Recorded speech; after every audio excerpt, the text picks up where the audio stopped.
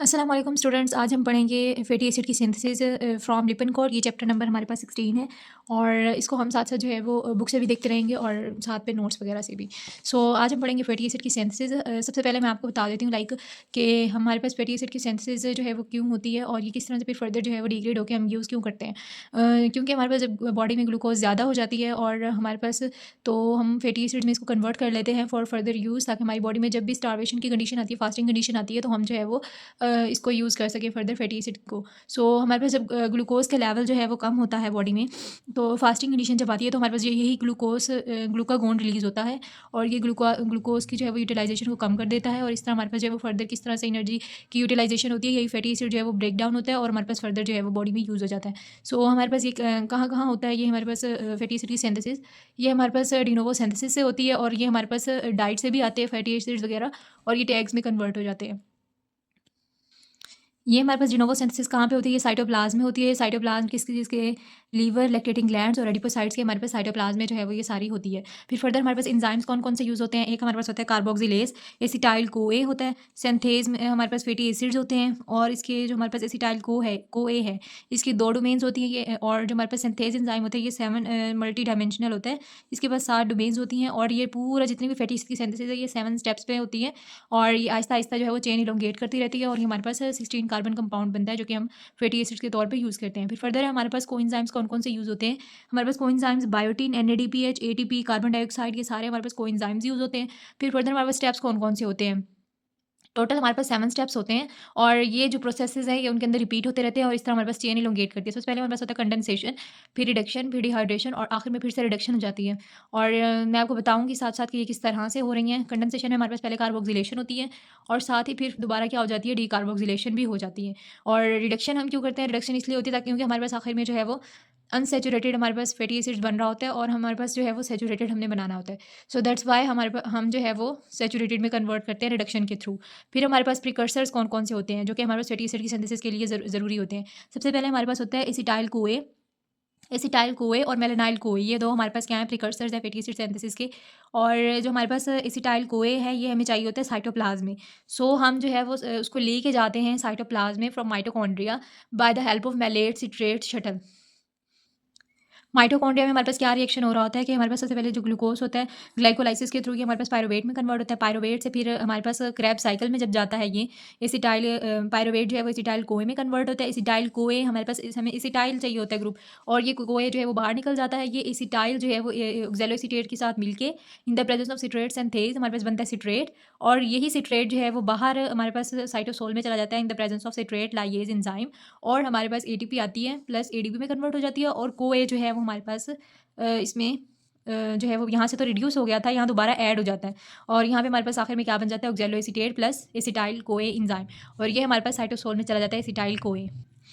हमारे पास acetyl CoA जो है वो हमने निकाल लिया था इसको साइटोप्लाज्म में और साइटोसोल में हमने इसको निकाल लिया था। अब हम फर्दर जो है वो इसको देखते हैं कि ये किस तरह से एसिटाइल कोए जो है वो मेलानाइल कोए में कन्वर्ट होता है। एसिटाइल कोए मेलानाइल कोए में कन्वर्ट होता है इन the presence of acetyl CoA carboxylase enzyme और हमारे पास 3 चीज़ें की ज़रूरत होती है। सबसे पहले हमारे पास एटीपी हमें चाहिए होती है, फिर हमारे बायोटिन चाहिए होता है और हमें कार्बन डाइऑक्साइड चाहिए होता है। कार्बन डाइऑक्साइड कहाँ से आती है? हमारे पास बाइकार्बोनेट से आती है और ये हमारे पास कार्बन डाइऑक्साइड वहाँ से आती है और फर्दर जो है वो किस तरह से रिएक्शन प्रोसीड करते हैं, ये सब मिल के हमारे पास मेलानाइल कोए बना देते हैं। एसिटाइल कोए मेलानाइल कोए में कन्वर्ट होते हैं इन द प्रेजेंस ऑफ बायोटिन।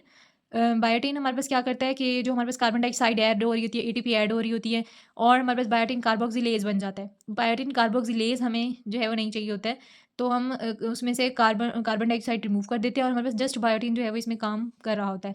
फिर यहाँ पे हमें एनर्जी चाहिए होती है, बेसिकली एटीपी जो है वो बायोटिन की फॉर्मेशन में आ जाती है, तो इस तरह से हमारे पास बायोटिन कार्बोक्सिलेज में से कार्बन डाइऑक्साइड निकल जाता है और हमारे पास ट्रांस कार्बोक्सिलेज एंजाइम ये करवाता है कि कार्बन डाइऑक्साइड रिमूव करा देता है और हमारे पास बायोटिन बच जाता है और वो इस रिएक्शन में यूज़ हो जाता है। ये हमारे पास क्या बन गया, मेलानाइल कोए।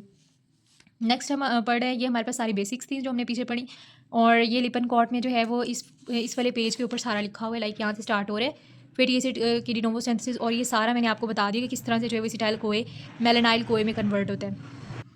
फर्दर जो है वो हम लिपन कॉर्ड का ये टेबल करेंगे जिसके अंदर हमारे पास बताया हुआ है कि किस तरह से फैटी एसिड की सिंथेसिस होती है। इसके अंदर हमारे पास मैं आपको थोड़ा सा इसकी बेसिक्स बता देती हूँ। लाइक हमारे पास फैटी एसिड सिंथेसिस के 7 में जो है वो 7 डिफरेंट डोमेन्स यूज़ होती हैं। फर्स्ट हमारे पास होती है कैरियर प्रोटीन होती है हमारे पास, और दूसरी हमारे पास होती है सिस्टीन, यहाँ पे इस तरह से यूज़ होती है। फिर हमारे पास यहाँ ये रिसीव करता है, हमारे पास एसिटाइल कैरियर प्रोटीन रिसीव करता है एसिटाइल ग्रुप को फ्रॉम एसिटाइल कोए, एंड इस तरह से जो है वो बार बार चेन क्या होती है, इलोंगेट होती जाती है। और जो हमारे पास ये सिस्टीन वाले जो होते हैं, ये हमारे पास कंडेंसिंग डोमेन होती है जो कि हमारे पास सिस्टीन रेजिड्यू के तौर पे एक्ट करती है। हमारे पास कंडेंसेशन में क्या होता है कि हमारे पास कार्बोक्सिलेशन होती है प्लस डी कार्बोक्सिलेशन हो जाती है। एक स्टेप में कार्बोक्सिलेशन हो रही होगी तो नेक्स्ट में हमारे पास डी कार्बोक्सिलेशन हो रही होगी, और यहाँ पे हमारे पास बीटा कीटो इसाइल सिंथेज जो है वो एक्ट कर रहा होता है। फिर हमारे पास रिडक्शन होती है। रिडक्शन में क्या होता है कि हमारे पास NADPH प्लस H पॉजिटिव मिलके हमारे पास यहाँ पे ऐड हो जाते हैं हाइड्रोजन इसके, और NADP पॉजिटिव हमारे पास बन जाता है, और ये हमारे पास बीटा कीटो इसाइल रेजिड्यू बच जाता है। फिर नेक्स्ट है रिडक्शन। डिहाइड्रेशन में क्या होता है, डिहाइड्रेशन में हमारे पास जो है वो हाइड्रोजन जो है वो रिमूव हो रहे होते हैं और डबल बॉन्ड बन रहा होता है। नेक्स्ट हमारे पास जो है वो रिडक्शन होती है। रिडक्शन में क्या होता है कि हमारे पास जो सैचुरेटेड हमारे पास डबल बॉन्ड बनता है, उस डबल बॉन्ड को हमने रिमूव करना होता है। अनसैचुरेटेड हमारे पास होता है कंपाउंड, इसके अंदर डबल बॉन्ड होता है, तो वो हमने डबल बॉन्ड रिमूव करना होता है, क्योंकि हमारे पास लॉन्ग चेन फैटी एसिड्स में जो हमारे पास 16 कार्बन तक कंपाउंड होते हैं, उसके अंदर जो है वो हमारे 16 कार्बन तक जो है वो डबल बॉन्ड नहीं होता, उससे आगे जो है वो हमारे पास डबल बॉन्ड आना स्टार्ट हो जाते हैं। सो हम जो है वो कार्बन 16 तक बना रहे होते हैं, 7 स्टेप्स होते हैं वहाँ तक, और हमारे पास जो है वो इसलिए लास्ट जो है वो रिडक्शन नहीं होती। नेक्स्ट हमारे पास फैटी एसिड सिंथेसिस में क्या होता है कि हमारे पास हमने पढ़ा था कि दो हमारे पास डोमेन्स होती हैं बेसिकली। एक होती है इसाइल कैरियर प्रोटीन हमारे पास, और दूसरी होती है सिस्टीन रेजिड्यू। हमारे पास एसिटाइल कोए आता है, और वो उससे हम लेते हैं इसिटाइल उसका ग्रुप हम ले लेते हैं।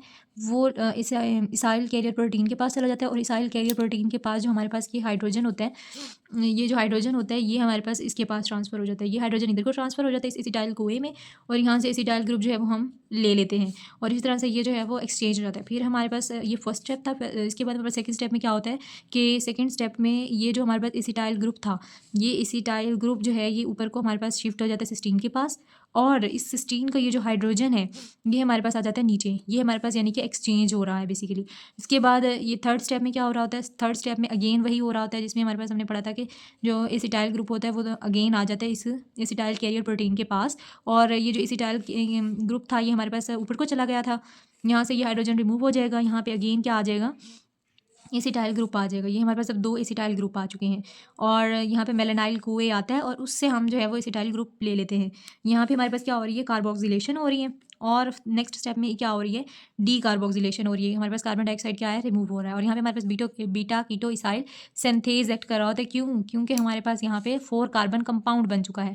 4 कार्बन कंपाउंड हम क्या कहते हैं कि ये हमारे पास क्या होते हैं कि पहले हमारे पास देखें यहाँ पे 2 कार्बन कंपाउंड बना था, अब यहाँ पे हमारे पास 4 कार्बन आ चुके हैं, और ये हमारे पास देखें ट्रिपल कार्बन जो होते हैं, ये हमारे पास क्या होते हैं, कीटोन बॉडीज़ होती हैं, जो यहाँ पे डबल बॉन्ड हो एंड 2 हमारे पास यहाँ पे साइड पे कार्बन, तो ये हमारे पास होती हैं कीटोन बॉडीज़ में। सो यहाँ पे हमारे पास 4 कार्बन हो गए। फिर नेक्स्ट हमारे पास क्या होता है कि यहाँ पे NADPH आ जाते हैं प्लस H पॉजिटिव, और NADP पॉजिटिव में कन्वर्ट हो जाता है। यहाँ पे हाइड्रोजन ऐड हो जाते हैं, हाइड्रोजन ऐड होते हैं।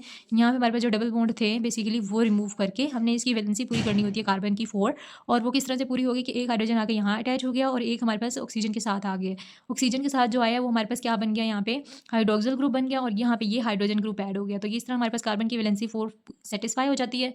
और फर्दर हमारे पास क्या होता है कि यहाँ पे बीटा कीटो इसाइल रिडक्टेज एक्ट करता है, ये डोमेन एक्ट करती है, और इस तरह से हमारे पास ये 5th रिएक्शन हो जाता है। फिर हमारे पास हाइड्रोटेज एक्ट करते हैं। यहाँ से हम पूरा जो है वो वाटर को रिमूव कर देते हैं, ताकि यहाँ पे हमारे पास डबल बॉन्ड बन जाए।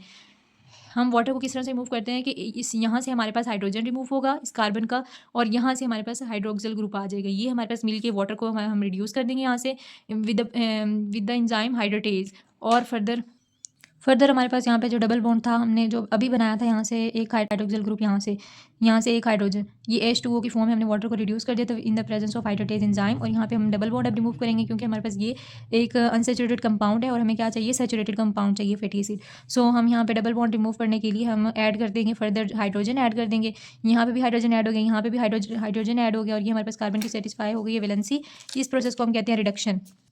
अब फर्दर जो है यहाँ पे हमारे पास ये फैटी एसिड बन चुका है। अब यही स्टेप जो हमने अभी पढ़े हैं ये दोबारा जो है क्या है, रिपीट होंगे 7 टाइम्स, और आखिर में हमारे पास बन जाएगा 16 कार्बन कंपाउंड पाल्मिटेट। और इस पाल्मिटेट के बाद जो है वो जितने भी आएंगे वो हमारे पास डबल बॉन्ड वाले कंपाउंड्स होंगे, जैसे ओलिक एसिड वगैरह, और वो उसमें हमारे पास 16 कार्बन से ज़्यादा कार्बन होते हैं, और डबल बॉन्ड आना स्टार्ट हो जाते हैं। और हमने इस फैटी एसिड सिंथेसिस में जो है वो लास्ट जो हमने बनाया है कंपाउंड वो है पाल्मिटेट, और ये हमारे पास एक फैटी एसिड है और ये हमारे पास बन गया। अब ये जितने भी स्टेप्स थे ये हमारे पास फर्स्ट 7 स्टेप्स बेसिकली हम रिमेंबर करते हैं, और जो बाकी जो हैं वो हम उसी को रिपीट करते रहते हैं।